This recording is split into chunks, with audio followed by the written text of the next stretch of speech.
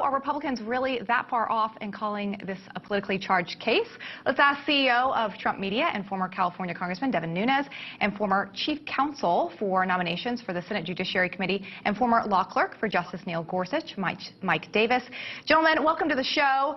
Mike, I'll start with you. So the district attorney, Bragg, says the accusations are politically motivated and that these are all baseless, anyone that's saying that. But I want to play something that he said back in 2021 when he was running for DA. Listen. A lot of people are wondering, whoever has this job, are they going to convict Donald Trump?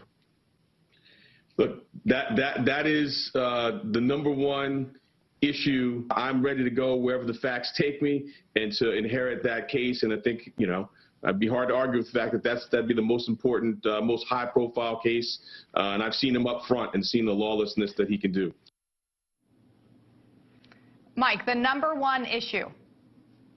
Yeah, I mean, this is a George Soros-funded Manhattan DA, Alvin Bragg. Remember, the Manhattan DA's office declined to prosecute this case before, and the Manhattan U.S. Attorney declined to prosecute this case, and the Federal Election Commission declined to pursue this as a campaign finance violation. And then Alvin Bragg pushed the Manhattan DA's office before not to take this case. But then Alvin Bragg took $1 million from George Soros.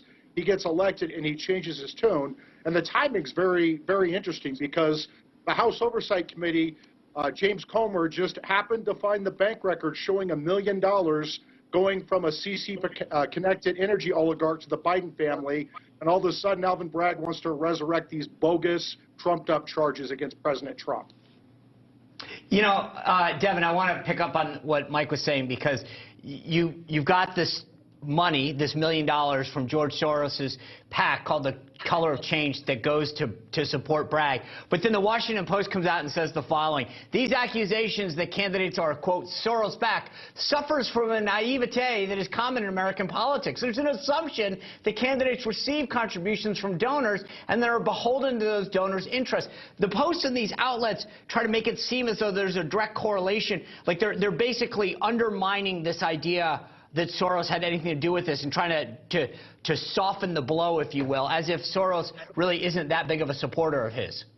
You know, Sean, it's interesting. I remember back in the day when I was first elected and serving in Washington, I can't remember if it was the Washington Post, but it was one of the relic fake news media sites.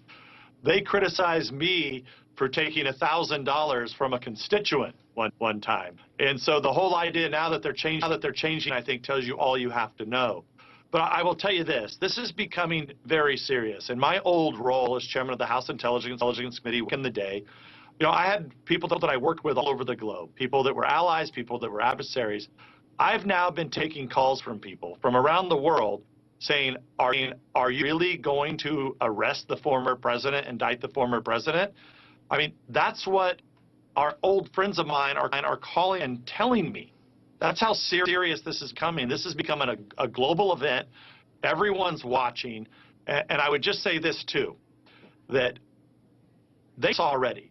Mar-a-Lago was a Biden administration. The raid on Mar-a-Lago was a Biden administration planned deal at the high levels of the Justice Department.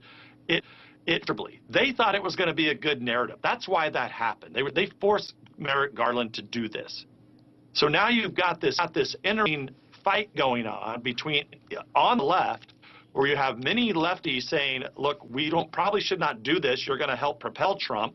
But yet you've got like these Soros-funded DAs that are hell-bent to know tomorrow. They're going to follow the hard left. That's why I think he almost has to right now because of the pressure that's being put on him by the hard left in this country, even though it's most likely going to end up in helping President Trump. And look, we're already on Truth Social. I mean, we've had, you know, some of our busiest days here just in the last few days. So the American people are tuned into this and they're ticked off.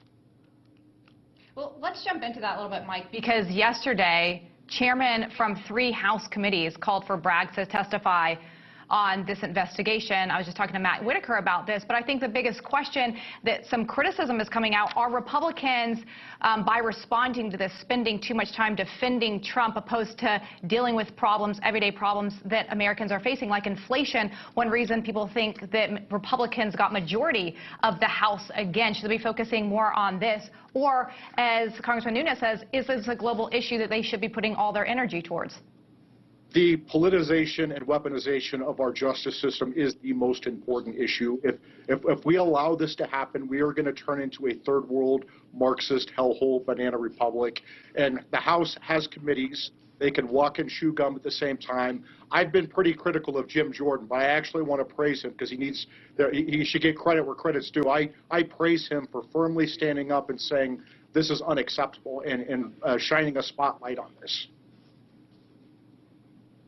Congressman Nunes, I want to just, last night Trump addressed his supporters on the ongoing battle. Let me just play this for you quickly. These 4 horrible, radical left Democrat investigations of your all-time favorite president, me, is just a continuation of the most disgusting witch hunt in the history of our country. So, Congressman, I got 20 seconds left. I have no doubt that the MAGA base is now more motivated more than ever. The question I have for you is, do you think it picks up votes from undecided voters, or does it just harden the base? Well, I think within the Republican, Mary, I think it's pretty clear, as Mike said, there is nothing more important because people are watching this two-tier justice system, and this country is turning into a banana republic. So it is the most important issue at the highest level to people in a Republican primary. I think we've got a long way to go to the general election, which is, I think is what you're talking about there, Sean. And look, who knows what's going to happen? I mean, there may be more raids for all we know at this point. Yeah. All right, Congressman Nunes, Mike Davis, great to see you both. Thanks for being here.